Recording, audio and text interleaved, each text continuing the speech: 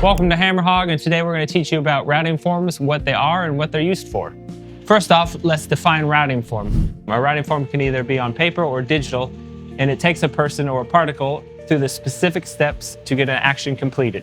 So as an example, a new person being hired, there's a routing form that HR takes them through the specific steps that we need to get them fully into the company, payroll done, and things like that. Or as an example for a particle, such as the shop, a piece that is being created would take it through all the production line steps, so it gets to QC, finalized, and then it's completed. So here's an example of a routing form that we have here at Hammerhog, and it is the employee to training routing form.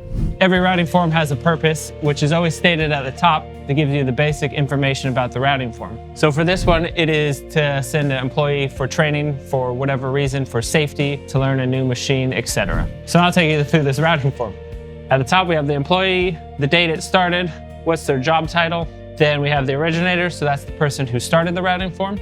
We have the steps that this person is supposed to complete. So with the routing form, there's always a section on the side that the person that is doing those steps has to sign off to indicate that they've completed that step. So after the originator, we have the employee training officer, which would then get the routing form and do all of their steps to get that person trained in whatever it needs to be. As an example, if you were the employee training officer, you would do these exact steps and then sign them off as you're done. You wouldn't have someone else sign them off, or you wouldn't sign off the steps of the originator. The originator would sign those steps off, bring the actual physical or send you the digital copy, and then you do your steps. So next up, as an example, we'll just do a demonstration of the routing form so you can see how it works. I've already pre-filled it out, and I'm gonna use Jake here as the employee training manager so he can do his steps. Here you go, Jake. Thank you.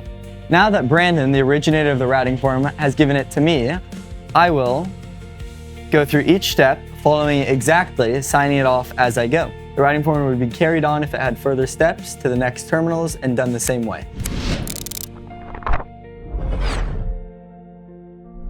So at the end of the routing form, you always see exactly what you need to do if the routing form is completed, or what you need to do if the routing form is incomplete. It'll give you the steps, you just follow those instructions, and that's it.